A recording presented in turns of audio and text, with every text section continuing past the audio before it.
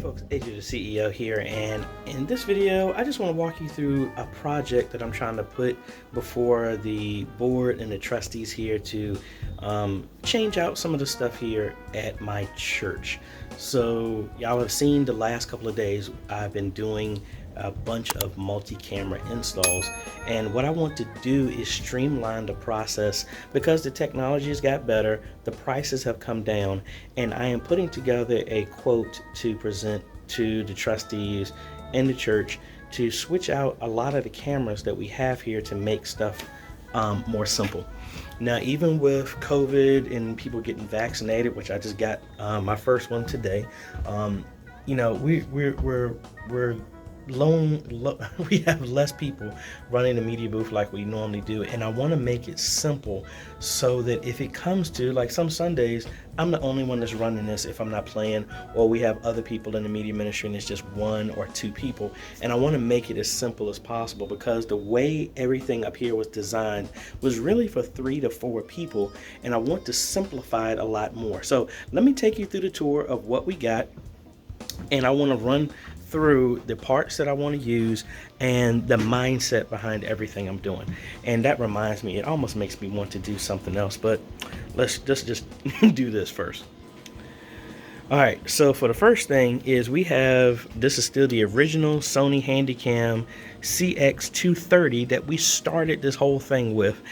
We have this as our left camera. We have the ATEM Television Studio HD. We have the Hyperdeck shuttle that's recording everything. We have the Thor broadcasting that sends throughout the entire building over regular coax, SDI splitter, all that other good stuff. We also have our streaming system here. Let me open up OBS here. And let's switch it over to here. So we got this, that's how it's tied in over the SDI splitter. SDI splitter feeds the projectors, feeds the streaming system, feeds the Thor, and feeds any of the direct TVs that are close to the sanctuary so that the audio and everything will be in sync. Have our regular rolling sound system. I really want to replace that, but this ain't the time for that. We have our DIY back camera, which is the Canon G20 that is on a Servo City arm. That's why we have link control for the camera to turn it on, zoom in and out, and then this gives the power to the joystick, the arm, so we can move it. Multi-view, switcher PC.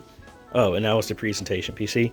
Then we have another Canon G20 with the arm that is at the front, another DIY system that we have cables running through this back closet up to the ceiling, all the way back and down through the closet to that camera.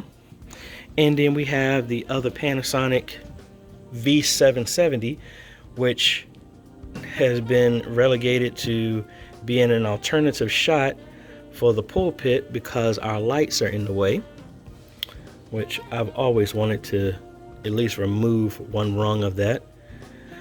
All right, so this is our setup. So we have 5 cameras. Oh, and we also have a Marshall CV500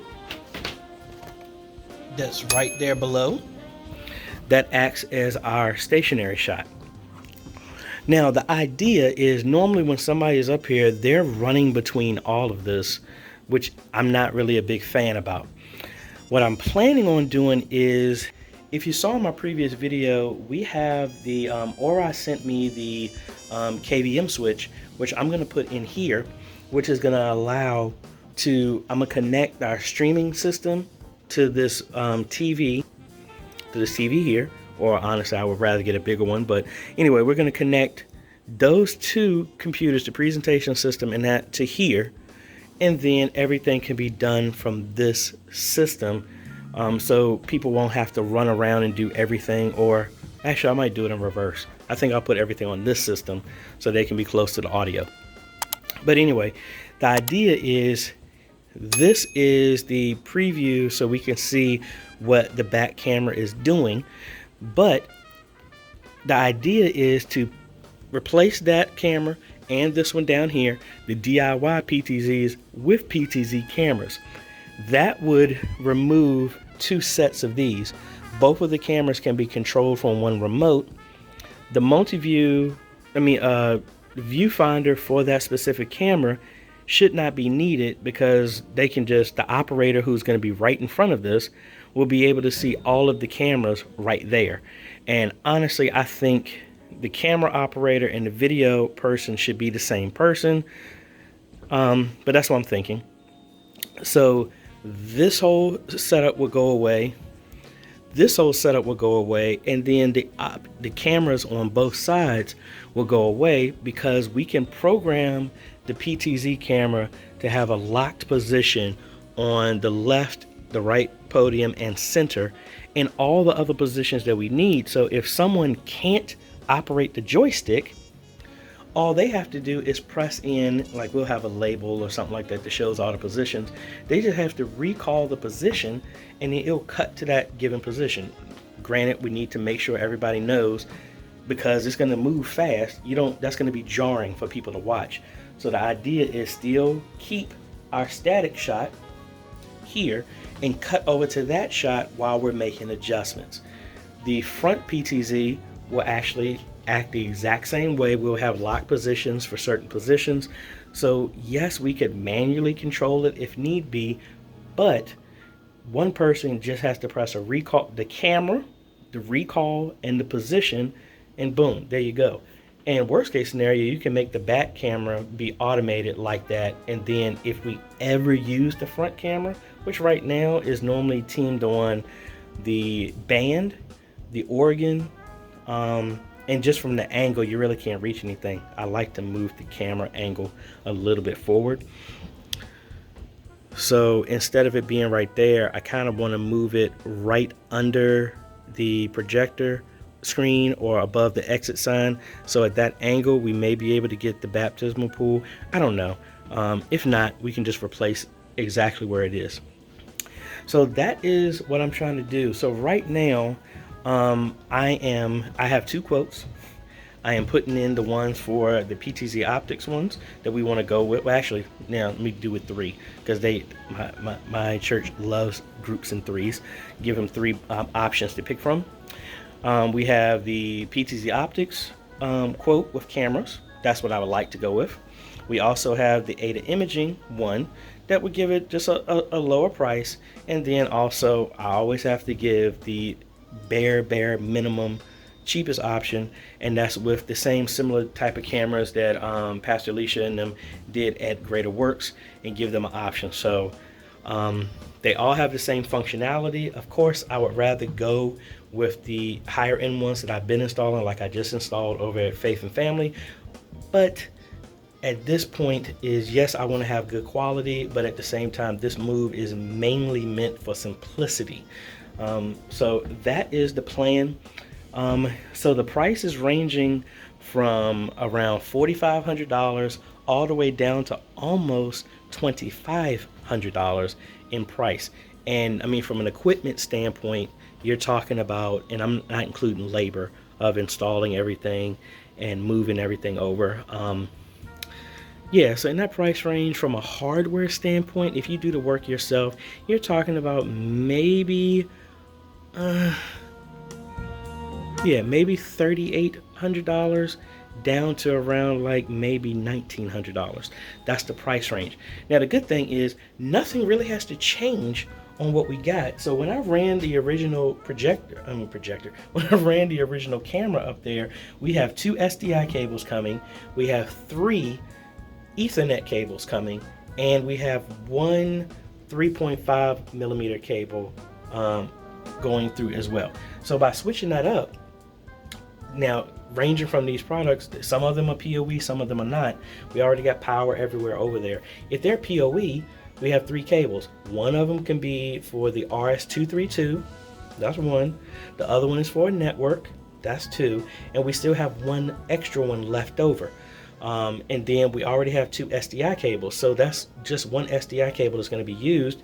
I can get rid of the converter back there, because we were going from those regular cameras, so we were going HDMI to SDI. I can remove that converter and just go straight SDI all the way back, and we'll have an extra SDI cable still available, an extra Ethernet cable still available, a 3.5 millimeter cable available, even though we're not going to use that at all. And then the same way, right below us, it's the exact same thing. Like I can put a PoE switch, send power to both of them, and then wouldn't even have to worry about power either. So from a supply standpoint, the only supplies we would actually be getting is the smaller universal kind of wall mounts for the PTZs, because those were custom made by a welder for these arms that we had. Now, the purpose of this is we would also take the original stuff. We're not throwing any of it away, because we had everything. We moved the old ATEM television studio into our chapel, and the idea is to take that arm down with the camera that works and move it into the chapel. So now the chapel is fully equipped with a good quality camera and remote to mount that camera right above the door in the center of the chapel, and we can live stream from over there as well too. So that's my proposal of what I would like to do, because we're not losing anything. We'll be able to maintain everything, but with the better cameras, we can finally retire the CX230. We can retire that one. We would have an extra Canon G20 left over, and then we still have the Panasonic V770. That's the one that I donated. I may be able to take that back or use those other cameras in a pseudo studio that I would like to set up here at the church in some way, shape, or form. But that's the plan. I will let y'all know how that works out, because you'll know, because you'll see a video of me doing it. So I don't think it would take very long to pull this stuff down. I would redo the connections and everything downstairs, because now I know a lot better on how to do stuff. So I will probably actually make a jack and everything on the wall, so it's actually cleaner here. And up there is not that big of a deal because it's so high, so far away, nobody's really paying attention to it.